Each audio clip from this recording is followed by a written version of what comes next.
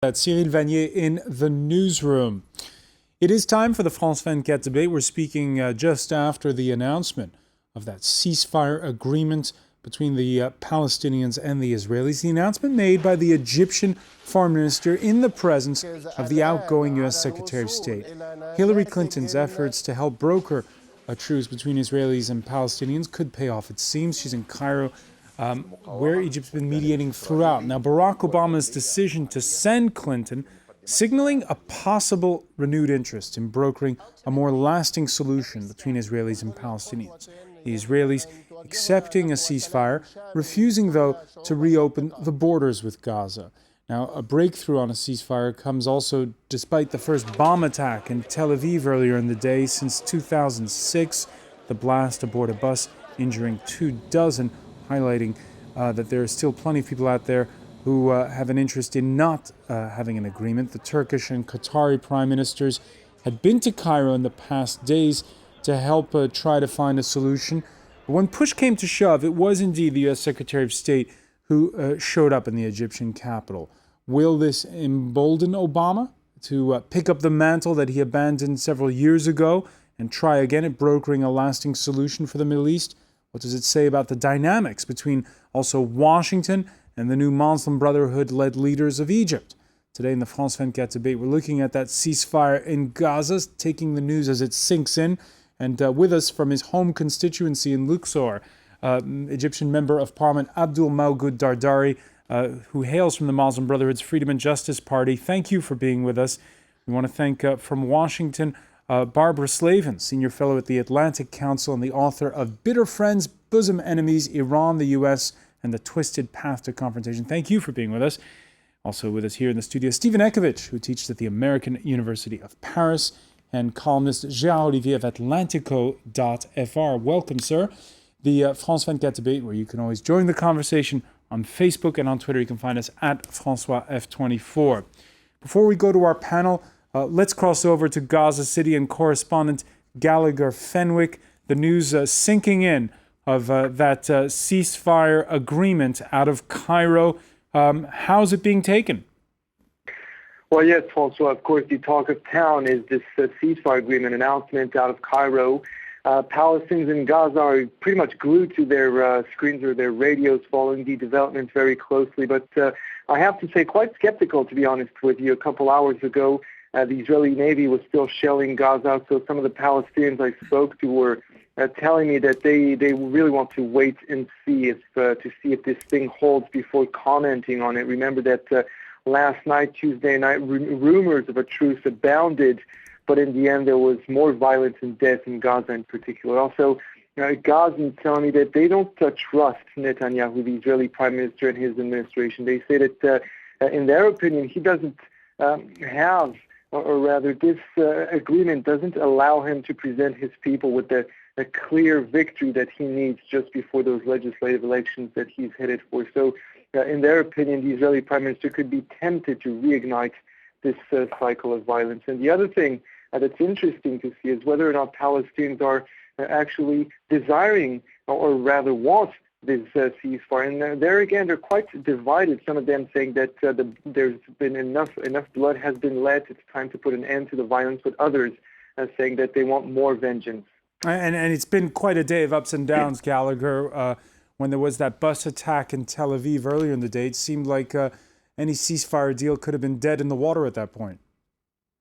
Yeah, exactly. And that's something we've been seeing for the past 48 hours, is these completely contradictory signals leading up rather to these declarations concerning a truce or a ceasefire. On the one hand, people, at least political officials, saying that they're interested in a truce, and on the ground, the violence really intensifying. And there's two theories being circulated for that. The first one is that, there's a disconnect, if you will, between the political echelons and the armed groups, for instance, in Gaza on the ground, or as the Israeli prime minister was saying himself, that basically both camps are trying to sort of hold the sticks from both hands. On the one hand, brandishing the sword, and with the other hand, the olive branch, if you will. And the other theory, perhaps even more common than the first one, is that right before the ceasefire agreement is signed, both parties try to sort of flex their muscles as much as they can, and pressure the other camp,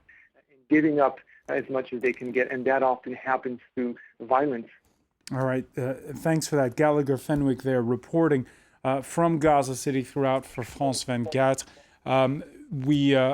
Interesting comments there by Gallagher.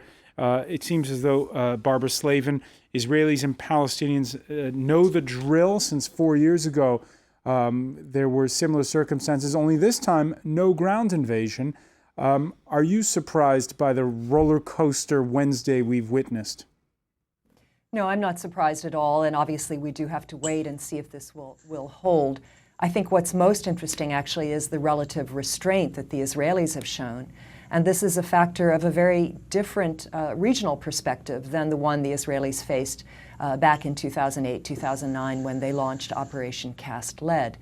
The Israelis have to worry very, very much now about whether their peace treaty with Egypt, with Jordan, will endure. And they understand that there are new governments in place. In places like Egypt, there's more pressure for leaders in places like Jordan to listen to popular opinion. And that meant that there was a real constraint on the Israeli ability to go in and cause the kind of mass casualties that they did in the past. So while more than 130 Palestinians have been killed, that's not 1,300 Palestinians like the last time. This is very important. The U.S. has played a role, but Egypt has played a bigger one, and it is, at least it seems at present, to be a victory for President Mohamed Morsi. And I must say I'm more and more impressed by this individual. I saw him in Tehran give a speech at a non-aligned summit, and he seems to know what he wants and what he believes, and so far it seems as though he knows how to get it. Very interesting. I want to get Abdul Mawgood Dardari's thoughts on what you just said. Would you agree that it's Egypt more than the United States that reined in the Israelis this time? I think so. Egypt played a major role in this ceasefire, but there is a simple fact that has to be understood by the Israelis and the United States. It's a humane fact. It is a universal fact. When there is no justice, there is no peace. I am very much surprised at the casualties of human life in Gaza Strip. So many people got killed. And this mindset has to change. It cannot continue after the Arab Spring the same as if nothing has changed in the Arab world. They will not welcome the killings of Palestinians anymore. And all right, we seem to be having a technical issues. You're fading in and out, Abdul Mawgood Dardari. Let me just quickly turn to our panel here. Gérald Olivier, do you agree that it was the Egyptians more than the Americans in this instance who helped restrain the Israelis from... I'm not sure if it was the Egyptian. There are two things that are important to notice. The first is that Hillary Clinton's trip was not useless. She couldn't afford not to come up with some kind of a result. So it's one very good thing for Obama. I think what's more important for us to discover is what was actually said between President Obama and Benjamin Netanyahu over the phone before even Hillary Clinton decided to shorten her trip from Asia and come over to the Middle East. That's really, I think, the important part. But one very good I'll just interrupt you to tell you the White House press statement saying that Obama commending Benjamin Netanyahu for agreeing to the Egyptian ceasefire proposal. Yeah, so obviously their talks were important. The good thing to notice is at least that President Obama is no longer leading from behind in that scene, because what we've seen the past 4 years is the result of American absence. And if America doesn't lead in the Middle East, things slowly get worse and reach the situation that they have last time. It's kind of ironic to notice that Operation Cast Lead happened in 2008, 2009, just before Obama took office. And now we have this new escalation which took place just before the start of Obama's second term. An escalation which took place just before the start of Obama's second term. In this case, though, we've seen a bit of a disconnect between what was said publicly and what was said privately. Publicly, since the operation began a week ago on the part of the Israelis, the White House has backed Israel in all of its public statements. Do you get a feeling that that sort of is not what's going on behind the scenes? There's usually a disconnect from public statements and diplomacy. Diplomats have to deal with the realities, and they have to be pragmatic. The president of Egypt now has to be pragmatic. It's not surprising that he has to be pragmatic, and that his pragmatism has led him to play an important role. We don't know yet how important it was, but evidently it was in a very important role. I think Obama is still, in a sense, leading from behind. He wasn't proactive on this. It's a crisis. He had to intervene in some way or another. He may try in the near future to exploit that crisis, to be more proactive, and perhaps to try once again to intervene in a more intimate way in the situation between the Israelis and the Palestinians. But I think he also knows it's a kind of a tar baby. It's not easy to deal with. This is not an easy situation to resolve. It's not an easy situation to resolve because it's been going on for so many years. And I think that a ceasefire, of course, is positive. It gives a period of calm to the diplomacy. The diplomacy for the moment has been going on while hostilities have been occurring. We'll see if the ceasefire and the calm that the ceasefire brings can bring the parties together in some way to make even more progress. But, both sides, once again, have been establishing their deterrence. Hamas, in the way it has, it can, with rocket attacks against civilians. We should say this directly attacks civilians. And to that extent, the White House can only say that it believes that Israel has a right to defend itself. On the other hand, massing so many troops around Gaza is also a signal to Hamas. So both sides are positioning themselves to support their diplomacy. And we'll see, first of all, if the ceasefire holds, and if that ceasefire can give us some sort of progress in the near future. I think we have the right to remain skeptical, given the long history of this conflict, but we'll see.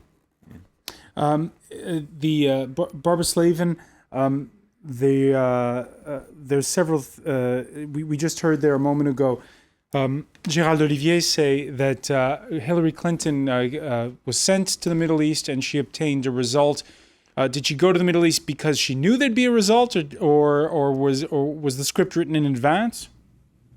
Yeah, I think this was pre-cooked, clearly. There was talk that this was supposed to happen a day earlier, and I don't know how much nitty-gritty was really involved. The work, I think, was done by others of a lower level than Hillary Clinton. But it's always useful to send her. I was thinking, actually, during all of this about the way poor Colin Powell was sent to the Middle East back in 2002 when the second Intifada broke out. And he had this very uncomfortable press conference with then Israeli Prime Minister Ariel Sharon, who was insisting on 7 days of quiet from the Palestinians before he would agree to talk to them. And of course, that was at the time an impossible demand. This was better choreographed, if you will, and that's good. Whether it's going to lead to the U.S. getting much more involved in this issue, I think really remains to be seen. There's a lot of work to be done in terms of unifying the Palestinians first, so that the Israelis do have a kind of coherent partner for talks. And we have to see whether Netanyahu is going to change his tune. There's been some ominous commentary suggesting that this is all sort of a dress rehearsal for an attack on Iran to see how the Iron Dome system works and how many rockets it can intercept. We have a lot of moving pieces here. We have Syria. We don't know what's going to happen there. We've got the Iran crisis. We've got Hezbollah, which has stayed out of this, but has lots more rockets that can hit Tel Aviv. So how the U.S. administration is going to play this in its second term, what part of this complicated puzzle it's going to try to deal with first remains to be seen. And we can hear what Hillary Clinton had to say at that press conference in the company of her Egyptian counterpart, Barbara Slavin, talking about there being a sense that this was pre-cooked. Will what follows later be pre-cooked? Let's hear what Hillary Clinton had to say. In the days ahead, the United States will work with partners across the region to consolidate this progress, improve conditions for the people of Gaza, provide security for the people of Israel. So, Abdul Malgoud Dardari, can we expect the ceasefire that we seem to have lost the signal once again with Luxor. Bad luck there. We'll try to sort that out as quickly as possible. Can we expect this, when she talks about what's going to happen in the days ahead, What are we expecting? I think we have to admit that there are too many moving pieces. This is a situation that's very fluid and very fuzzy, and it has to be. She's not saying weeks and months, though. She's not kicking the can down the road. She's hinting that something is up in the coming days. You know, it depends on how the different pieces fall together. And there are a lot of players in this, in the region, as well as from outside of the region. So I think it's very difficult, even impossible, to try to predict what might come out of this. So this is just a carrot? No, we'll see. But the important part is that Egypt is involved because, after all, the Hamas is an emanation from the Muslim Brotherhood. So Egypt used to have and should have a direct link to Hamas, a real influence. And the unmentioned actor is Iran. Iran is trying to impose its own regional hegemony and was trying to drive a wedge between Egypt and the Hamas and sort of take over that area, just like it did with Hezbollah earlier. And the very reason behind what happened, the Israelis' attacks on Gaza, was the smuggling of rockets. And we've seen that now Tel Aviv and Jerusalem are within range of rockets being fired from Gaza, and Israel had to do something and say something and show that we know you have those rockets and we are willing and able to destroy them and destroy you at the same time if you keep on playing that game. That was a very dangerous escalation. So far, the actors have been able to stop that escalation, and what they have to do now is start on a new process where they can actually talk and do what Hillary Clinton said was actually going to happen. This is wishful thinking so far, but at least it's a step. Once again, Obama has been absent from that scene for 4 years. All right, and just a reminder that for the time being, the borders with Gaza, one of the preconditions of Hamas, those are going to remain closed. Of course, we'll see how this develops. Stay with us. When we come back, we'll broach the topic you mentioned, Iran. This is the France 24 debate.